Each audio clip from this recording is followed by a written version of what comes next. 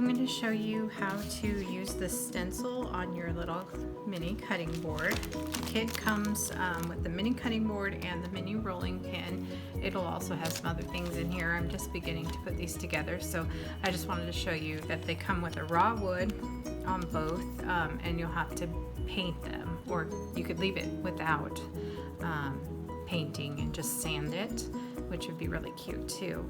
So in the interest of saving time, I painted my cutting board white, and then I sanded it so that it's really, really smooth. It's kind of it's birch plywood, so it's a little bit slivery, so I sanded it really smooth on both sides. So then I also put painter's tape on here on my little rolling pin and painted the tops, or the handles, red, so they'll go really cute together. So I have a variety of little stencils. These are reusable mesh stencils that we use for these miniature projects, so we're not having to weed vinyl. These will save us a lot of time to use. So I'm just going to use 2 paint brushes. Just these are small, like 1/4 inch flat brushes. Honestly, the stiffer the better, so don't get them wet first. Just make them really dry. I have red craft paint. This is chalk paint by Waverly currently in here, and then I have black paint as well, and I'm just using a tiny dollop of each. This is also a chalk paint, but you could use any kind of acrylic matte finish paint, apple barrel, folk art, any of those. So once you get your stencil, you're going to want to mark the back of it, that you know that the back goes on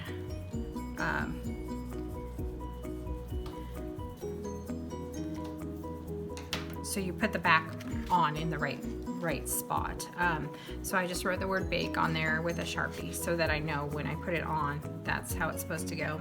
And then you kind of have to work with it to get it to separate. These stencils are not super sticky. They are pressure sensitive, so the more that you push down, the more they stick. If it really won't stick to your board, you can add a tiny bit of water and make it tacky like that. But I'm just going to try it just straight off of the package, and this is brand new, never been used. So I'm just going to line it up where I like it. Now this one's not really Christmas related. It could be year round. So I have one design that's not Christmas related. That's this one, and then I have a bunch that are Christmas related. So I'm just gonna burnish it down with my fingers, just rub it, just so that it sticks. And then I'm gonna start with the red. I just want the accents to be in red, so I'm just pushing the paint down into the stencil, kind of similar to what we do in class, but these have a mesh in there. So they're a silk screen stencil. So just make sure you go over it a couple times and kind of, push down pretty good on it to get it all covered. And just make sure the whole stencil's covered. You don't have to paint in the lines, just, make sure the stencil's covered.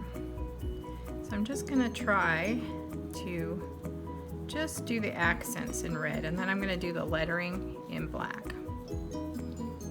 And since it's paint, you do have a little bit of time to get this done. And trying not to go over it too much, but I want to make sure it's all covered.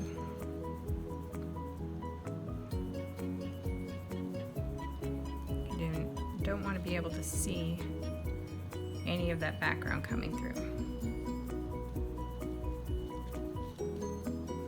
And you kind of have to hurry. This is not a slow craft. You have to kind of get it in there, get it done.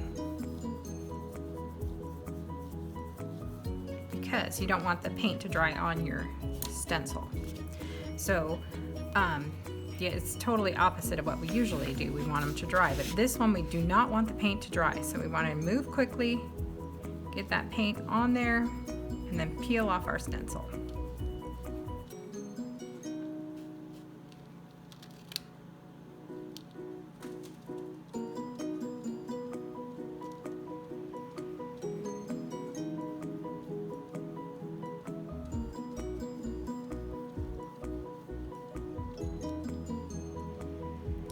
You want to use a pretty thick paint for this. Chalk paint is ideal, although it dries faster. Some of the acrylic paints, like reds usually, acrylic paint is a pretty transparent paint, so you kind of want it to be a little bit thick. You can add a little cornstarch to your paint to make it thicker if you need to, and I'll have tutorials about that too. So just get this on here, then we'll look and see if I can see any white showing through.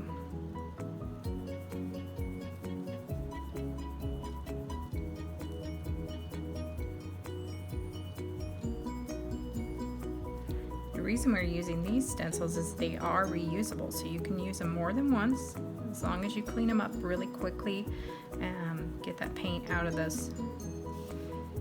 mesh. So I'm going to do the reveal. Hopefully she worked. So I like to peel from the center and just go straight down. See how much easier that is than having to weed it all out. And you can see the mesh in there. So I'm gonna go clean this real quick, get all that paint off of there so I can reuse this guy.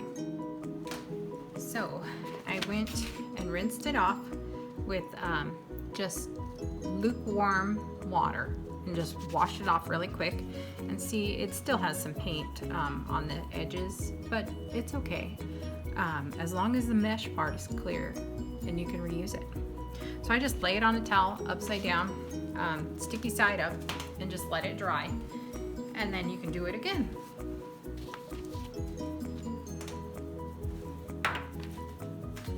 And here's the final result.